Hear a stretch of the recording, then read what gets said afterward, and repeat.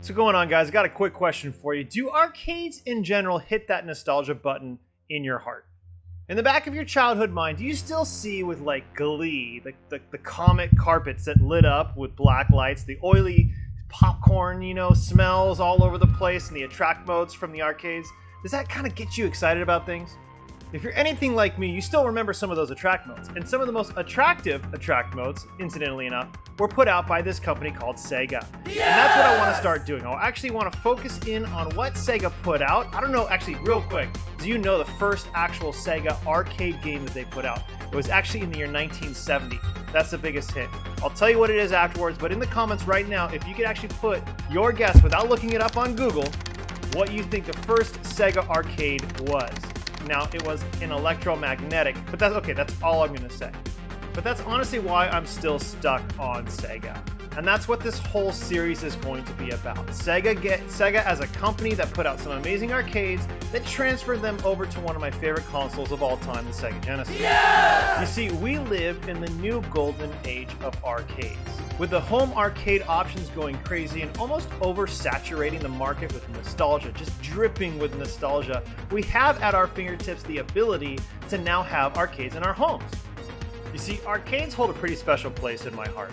Like dripping with memories, riddled with tears of like spending so much money on these quarters to get through some of these games like Dragon's Lair or something like that. I just so many memories about these that are great. It's almost like they're from another dimension.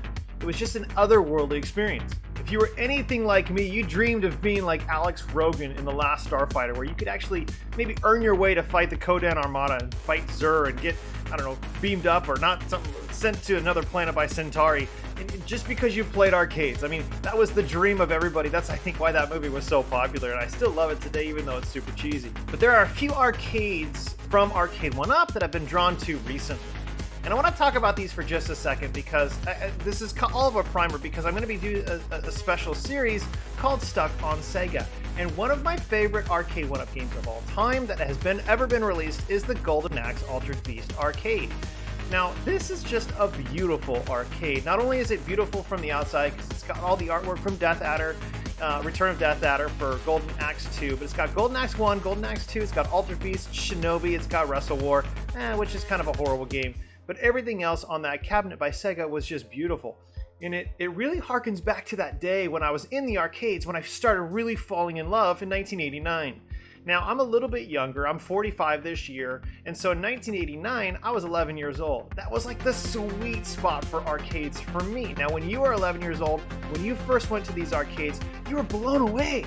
I mean, just some of these things. Maybe it was Pac-Man for some of you. Maybe it was the one from Sega that I'll tell you about in just a second, in 1970.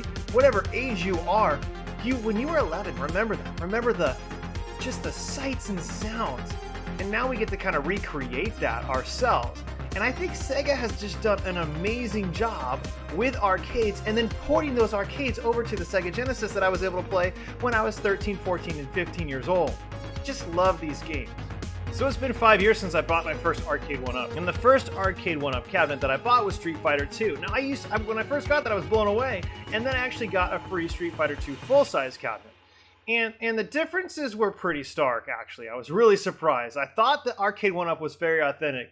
It's so beautiful and it's wonderful for what it does, but it's just not the same. And we can't say, when you compare them side by side, the two differences, it's pretty laughable. I don't know if you guys have seen The Fresh Prince of Bel-Air before. I'm sure you have if you're watching this right now, at least some parts of it. There was a scene in which the Fresh Prince Will Smith was down with his girlfriend. They were kind of locked in this basement. Earthquakes were happening. And he was like really attracted to this one girl. She became a famous actress later on. I don't remember what her name was. I'm stuck in a basement sitting on a tricycle, girl getting on my nerves. Going out of my mind, I thought she was fine, don't know if her body is hers. But as he was kissing her, he was kind of like, and then all of a sudden her hair comes off. And then all of a sudden she takes her contacts out that were colored for her eyes. And her nails kind of pop off. Arcade 1-Up is kind of like taking a girl like that out on a date. They look beautiful, don't get me wrong. But when it comes down to it, there are some deficiencies. Right? And that's what I still love Arcade 1-Up, but there's a huge difference between them and an actual, real, authentic, dripping with nostalgia, oozing with memories arcade. Or to use another horrible analogy, arcades are, the real authentic arcades are kind of like my wife to me. Just absolutely gorgeous, beautiful, perfect. All right?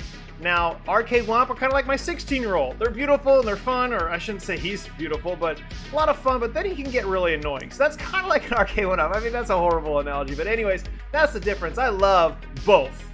But if I'm going to choose one, I'm going to choose the authentic. That's just the reality. I love having a 3/4 scale, though. It's much easier, they're much smaller. There's so many benefits to having arcade 1-up. And so Arcade 1-Up has put this Sega console out. Really the only one that they did. I don't think they're going to be partnering with them anymore. And so the game that I really want to show you guys and showcase, after all is said and done and all this really long introduction, is Golden Axe. Now, Golden Axe to me is one of the best games. It was the first game that got me to really fall in love with Sega as an actual corporation. There's something that Sega did so well that really focused and pushed us to have this amazing nostalgia for some of these games.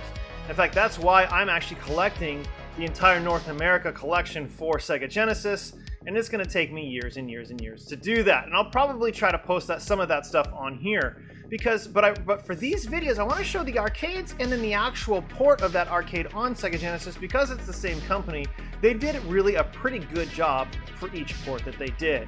And as the first one I want to show you, which is kind of classic, and I know you've probably seen it 1,000 times before, but it's Golden Axe.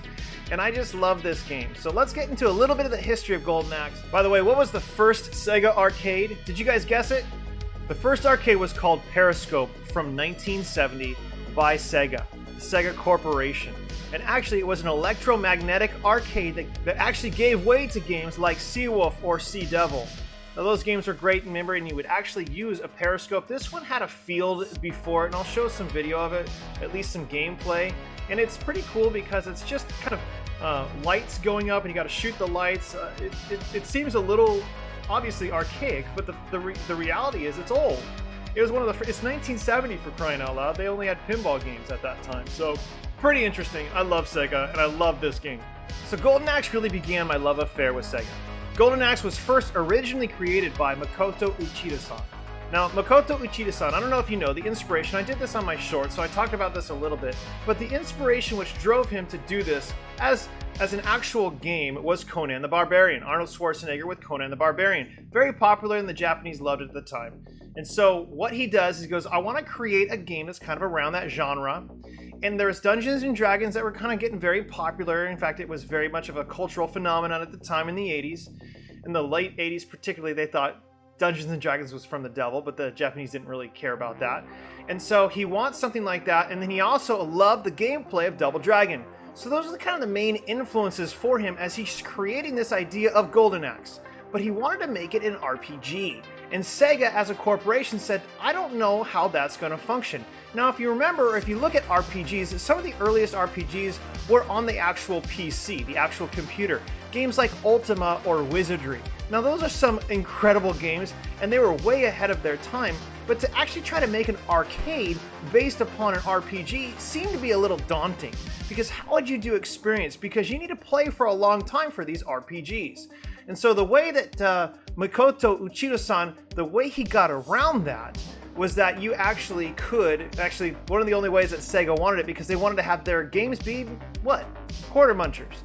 And so as quarter munchers for these arcades, they said, you know what, if it's an RPG, they're going to be playing too long, they're going to stay in front of it. Really, the sweet spot to play an arcade, if you're kind of a new person, is 30 seconds to a minute and 30 seconds is what really an arcade wants. And then you put in more quarters.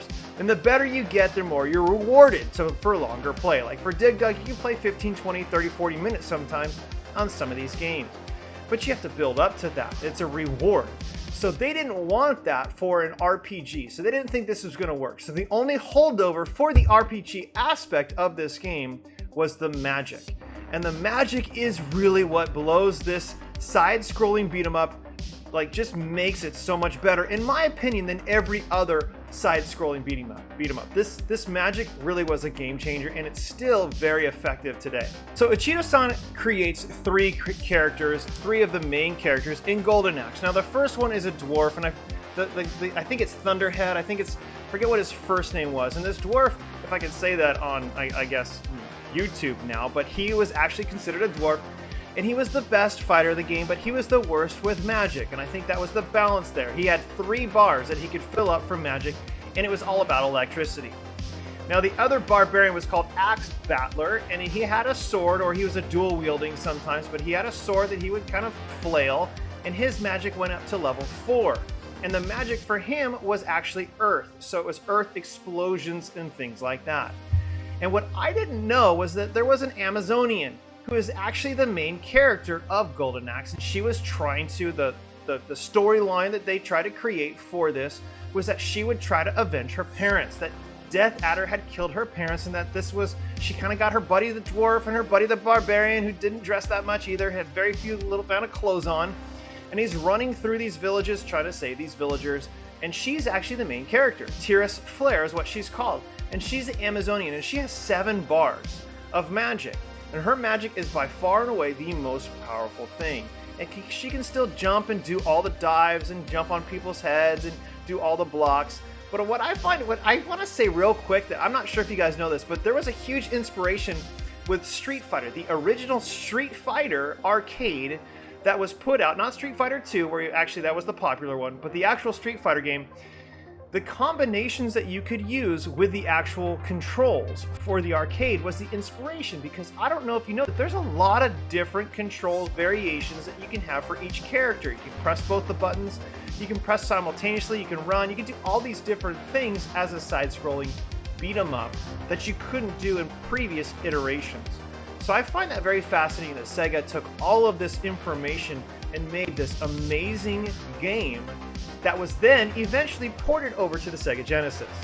And that's what I want to say. I'll show you guys some gameplay of the obviously both games, and hopefully I've already shown you that. But Sega did an incredible job. Obviously, it was in-house, right? They had the actual arcade Golden Axe on the actual 16B arcade board, which was a very powerful board at the time. Now, as a Sega Genesis, when it was ported over to the Master System, as it's called in some other areas of this world, for the Sega Master System, it was ported over, but the Sega Master System only has 16 bits. It wasn't the same 16 board, right? So that's really important. So it wasn't the same graphics. It's not going to be as highly detailed. And you can notice the difference now, even with the magic, but it's very similar. And I don't know if you know, but the game actually on the arcade has 4 specific levels, but when they ported it over, they created an extra level for the Sega Genesis version, and there's 4 life bars, right, instead of 3. So you have more of an ability to stay healthy longer, and this makes sense because of gameplay. You want to be able to play the game over and over again on a home console, because you're going to become an expert and a master of those 3 buttons and the start button. Now, that was before the 6-button control pad for the Master System came out. So the plot remained largely the same, with a few of the running townspeople running past you or kind of getting beat by some of those like goblin weird looking guys with spike clubs. You also had the magic, which was fairly similar. They tried to really do a perfect port of the game, except it just didn't have the same exact graphics. And that's what I love. I mean, I fell in love with that in the actual arcades, and then I fell in love with it on my actual Sega Master System, or Sega Genesis is what I had. So this game was really fairly faithful to the original arcade. The Sega Genesis game was really, I mean, just a phenomenal iteration of Golden Axe. I know they try to do more on the PCs, but really when you look at the similarities side by side, it's just crazy how they actually made it so specifically close to it. Very faithful. And that faithfulness kept me mesmerized for hours in the early 90s. When games like Double Dragon on the NES would compete for my attention, there's no denying the staying power and the ability to really keep my attention so much more than the Golden Axe on the Sega Genesis, because it does what Nintendo don't. Yes, I had to throw that in there. I will always be stuck on Sega and what this system or what this company was able to do for me during a time when grunge started becoming cool, when the neon synthwave pop of the 80s was disappearing, when bands like Pearl Jam or Red Hot Chili Peppers or Nirvana were all over the radio. I was able to still kind of disappear into that 80s vibe and that feeling, because I'll always be an 80s guy. I'll always love the 80s. I grew up in the 80s. It was something so special to me. And at the very twilight years of the 80s, one of the most amazing arcades came out called Golden Axe, and it changed everything. And then you were able to come in 1991 and 1992, you were able to purchase Golden Axe for your house. It was almost like having your own Neo Geo because it was so close and it was such a beautiful thing. Golden Axe will always be such an important game to me and deserves to be the first game that I did on this Stuck on Sega segment. I hope you enjoy this. It's just an informational video about the arcades and the consoles kind of as they're kind of cross-pollinating with each other. It's what I love, and if you've enjoyed this video at all, don't forget to like the video. It helps with the algorithms. Don't forget to subscribe to this channel if you want more information on this. We also have live shows every single Wednesday night called Arcades Anonymous. We have a Discord I'd love to have you join. But as always, keep outrunning that neon sun. God bless, and I'll see you guys next time.